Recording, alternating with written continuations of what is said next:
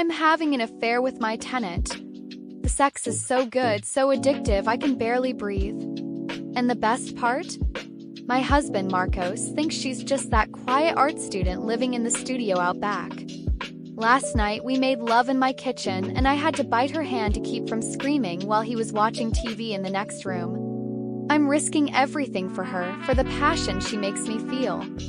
But I'm starting to realize that her accidental encounters, her shared interests, they're just too perfect. I don't think she seduced me for passion. I think she seduced me for revenge. My name is Victoria, I'm 45 years old, and for at least 10 of those years I've been invisible. My marriage to Marcos is a performance. A beautiful house, expensive dinners, perfect smiles for his business partners. I am Dr. Marcos's wife, a well-dressed accessory he shows off at dinners and charity events. But behind closed doors there is silence. Marcos doesn't touch me. Not really. His touch is a dry kiss on the forehead before bed, a possessive grip on my arm in public when he wants to show that he takes care of me. I was starving. Starving for touch, for desire, for permission to be seen. I was asleep, a ghost in my own home. The studio out back was my idea. A pathetic act of rebellion. I want to rent it out, Marcos. To give me something to do, I told him. Rent it, he said, without looking up from the financial paper. As long as it doesn't bother me. And then Júlia showed up. I'd posted the ad on a university art site, and she was the first to reply. She couldn't have been older than 24. She arrived with 2 suitcases, a worn-out backpack, and a box full of paints. She had wild, curly red hair, freckles across her nose, and green eyes that looked like they knew everything. And her scent. It wasn't perfume. It was oil paint, lavender soap, and something else, something metallic like static electricity. On the first day, while Marcos was explaining the rules of the house, no loud music, no strangers, don't use the main pool, I saw it. She wasn't looking at him. She was looking at me. It wasn't a curious glance. It was an assessment. She looked at me the way a wolf looks at a lamb. She looked at my expensive linen dress, at my manicured hands, at my eyes. And she saw the hunger. I felt a shiver. I told myself it was my imagination. But it wasn't. The accidents began. They were subtle. I'd be in the garden, and she would coincidentally come out to smoke on the studio porch. We would talk. She didn't ask about the house or about Marcos. She asked about me. What kind of music did you like before you were married? She asked one day. The word before was like a knife. She saw my prison. I liked rock. Nirvana, I murmured, feeling foolish. Seriously, she smiled, a genuine smile that lit up her face. Me too. The next day, I could hear very faintly smells like teen spirit drifting from her studio. She was seducing me. I found myself changing. I started wearing lipstick to water the plants. I let my hair down. Marcos even noticed. You seem happier. It's just spring, I lied. The first real transgression, the first step off the cliff, was at the pool. The Marcos was traveling as usual. It was a Saturday, hellishly hot. I was reading in my one-piece swimsuit, feeling old and dry. Júlia came out of the studio. She wasn't wearing a bikini. She was naked. She stood at the edge of the pool, her young, strong body gleaming in the sun, pale skin covered in freckles. She had a small tattoo of a snake winding up her ribs. I couldn't stop staring. It's too hot for clothes, she said with a defiant smile, looking right at me.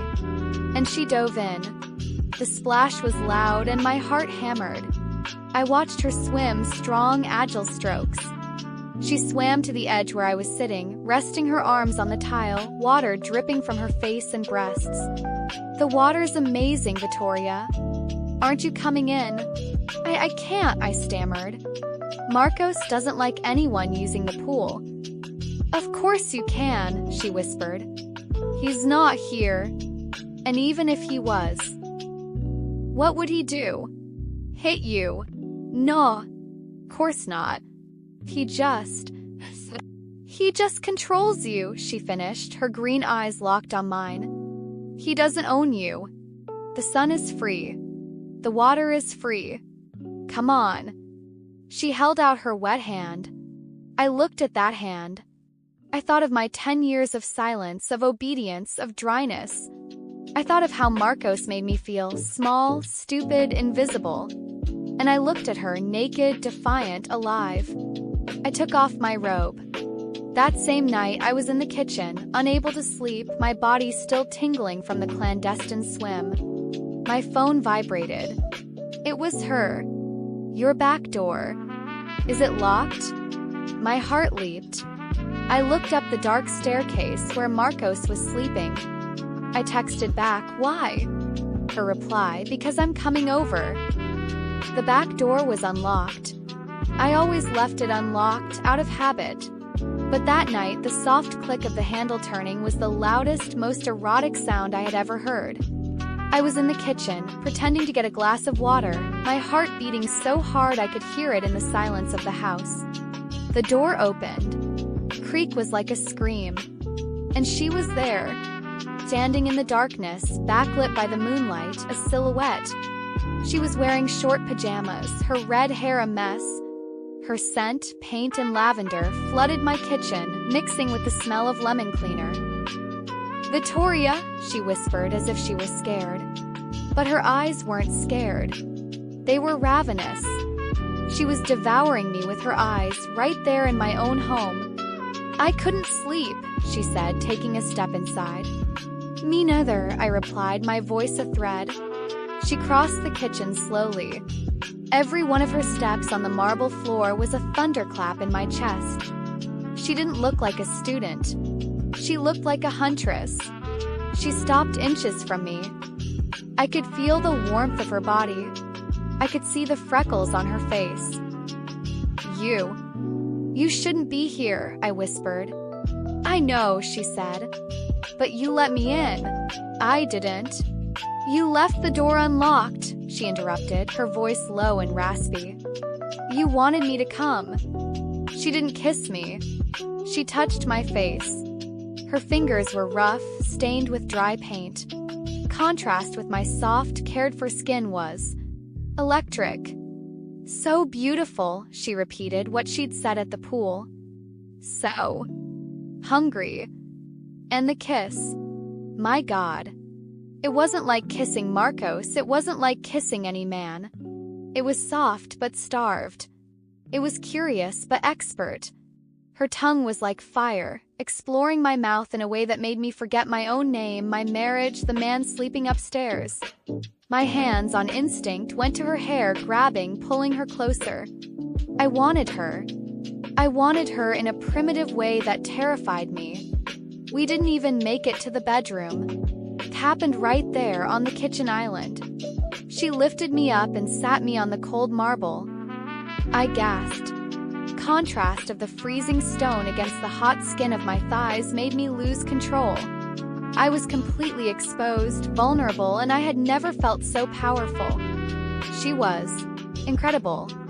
She knew what she was doing. She was slow then fast. She worshipped me with her mouth. She made me feel like a goddess. I had to bite my own hand to keep from screaming, to keep from waking Marcos. The danger, the guilt, the pleasure. It was the most violent orgasm of my life. When we were finished, we were breathless, sweaty on the kitchen floor. My God, I whispered.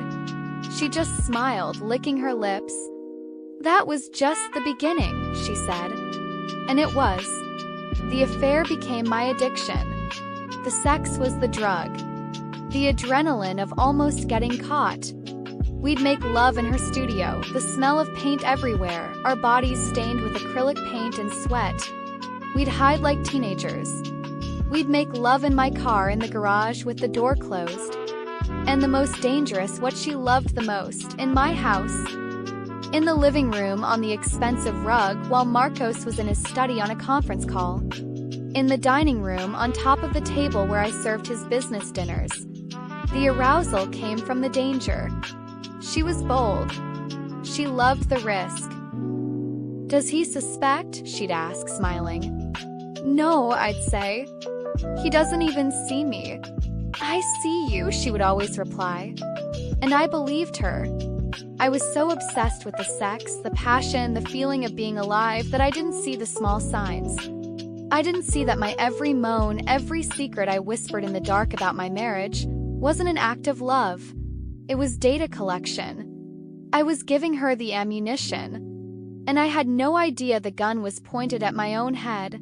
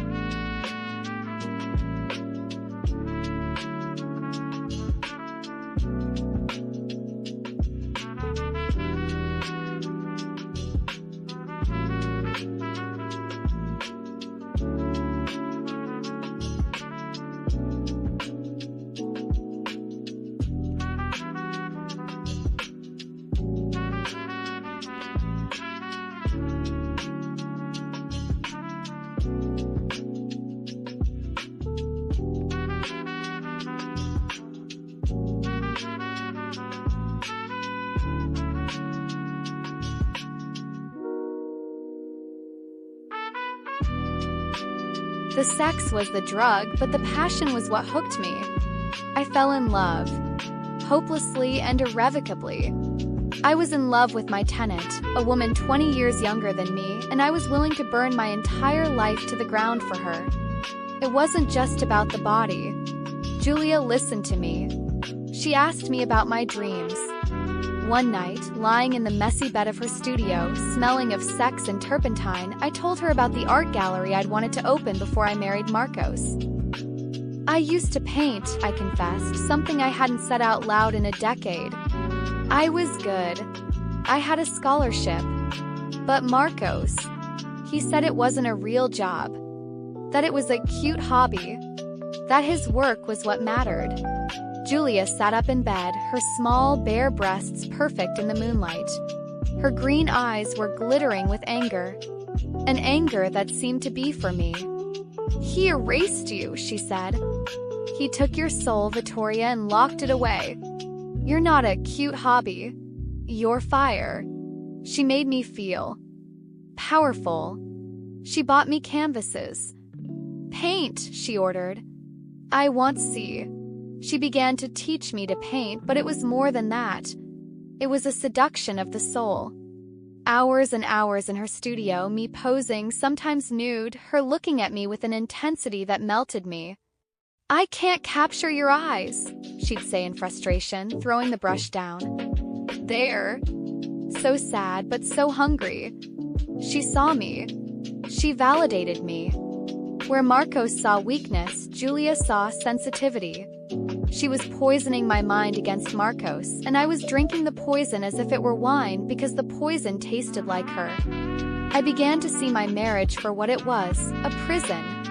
Marcos wasn't just cold, he was cruel. I started to remember things I had buried.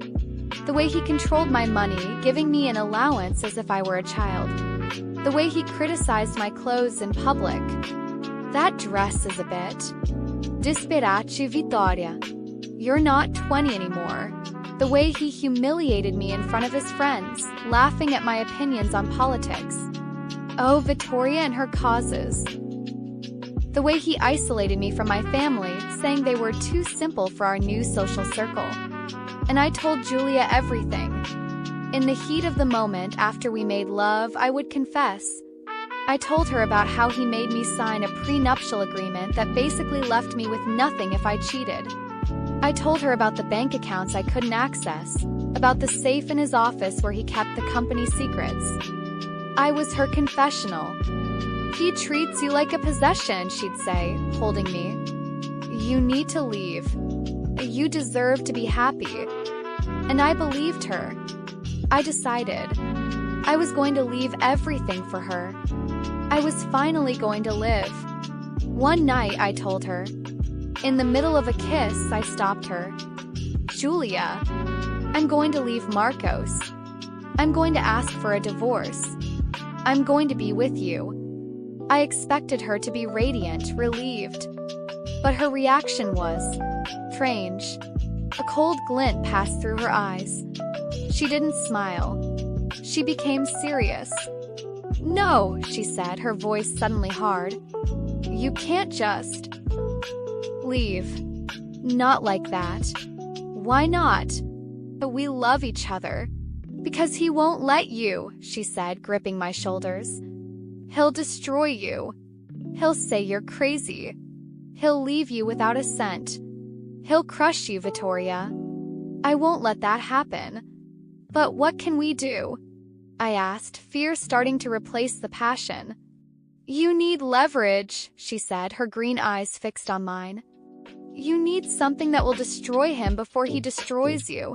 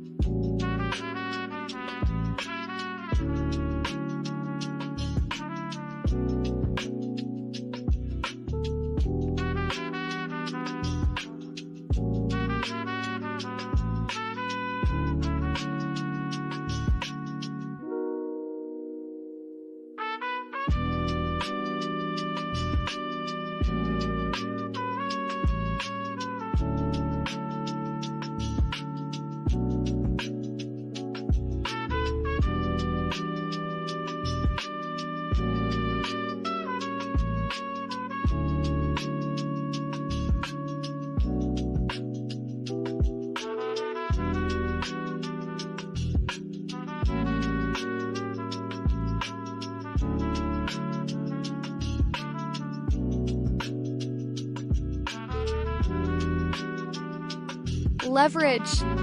I didn't understand. I just wanted my freedom and her. But Júlia, she wanted something more. Our passion was about to become a conspiracy. "He'll leave you with nothing, Victoria," she said, her voice urgent, passionate. "He'll lie. He'll say you cheated. That you're an unstable lesbian."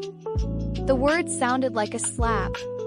"He'll use that prenup and throw you on the street. You need something against him. Something big." I was scared. "What, Júlia? What could I?" "His business," she said, as if it were obvious. "You told me. The safe. Where he keeps the company's secrets. Marcos isn't clean. No one who gets that rich that fast is clean. He has dirt, Victoria. And we're going to find it. I'm not a thief," I whispered. She laughed, a low sound. She came to me, kissed me. A deep, persuasive kiss. "You're not a thief," she said against my mouth. "You're a survivor. You're taking what's yours by right. What he stole from you. 10 years of your life. Think of it as severance pay." She made me feel strong. She made me feel justified. The lovemaking that night was different. It wasn't just passion. It was power. It was a pact. It was the sex of two conspirators. "We'll do this together," she whispered in my ear as her fingers worked on me. "We'll take the thing he loves most, his money, and then we'll disappear." Buenos Aires. Didn't you say you always wanted to go to Buenos Aires? We can paint there. Together. Fantasy was complete. The adrenaline of the conspiracy became the new aphrodisiac. I was no longer the trophy wife. I was a spy, a partner. Plan was simple. Marcos had a business trip to Singapore. 2 weeks. I'd have the house to myself. I knew the code to the safe. The anniversary of our stillborn son's death. The one tragedy we shared and the one date he would never forget. The irony made me sick. A sickness that was quickly replaced by the excitement of our escape. Júlia was meticulous. "We don't want the cash, not the physical stuff," she said. "We want the files. The drives. The laptop. Where he keeps the dirt on the offshore accounts. That's what will give us our freedom." She was so convincing. She made me believe this was about us, about our safety. She made me believe we were in this together. The night came. Marcos was on the other side of the world. I was standing in front of his safe, my heart in my throat. Júlia was beside me, holding my hand. Her scent, paint, and lavender gave me courage. "Do it," she whispered. I typed in the code. The heavy door swung open with a soft click. The smell of old paper and metal wafted out. And inside, past the jewelry I wasn't even allowed to wear, was a black laptop and a small metal drive. "That's it," she whispered, her eyes glittering. I reached in. I was about to deliver my life and Marcos's into the hands of the woman I loved. I had no idea that her revenge had nothing to do with me.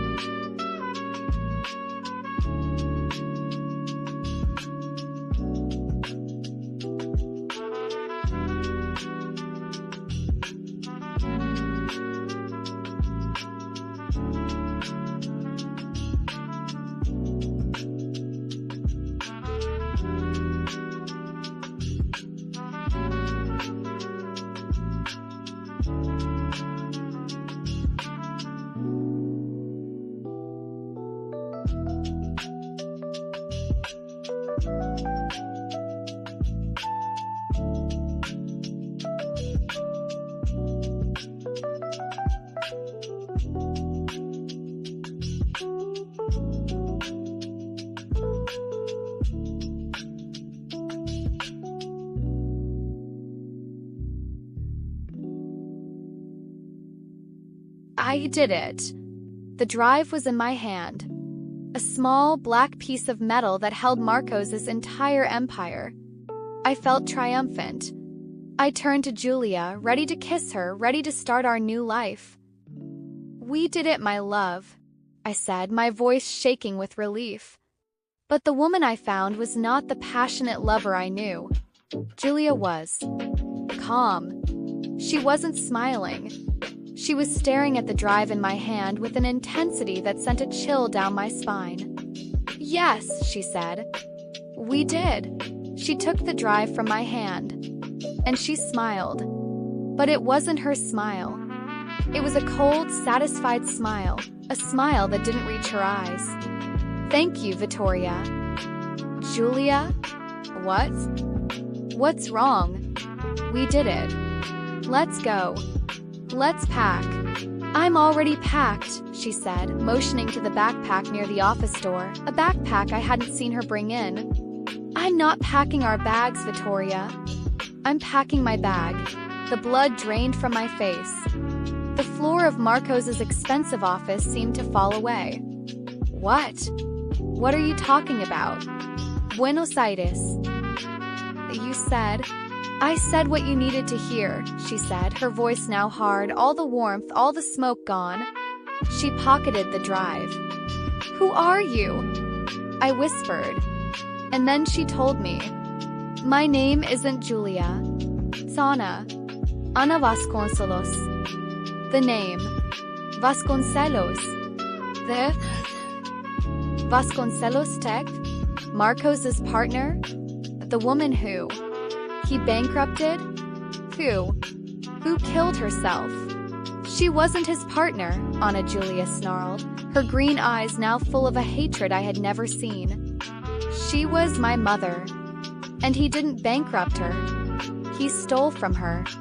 He destroyed her. And she didn't kill herself. He killed her. Slowly and painfully. Just like he was doing to you. I couldn't process it.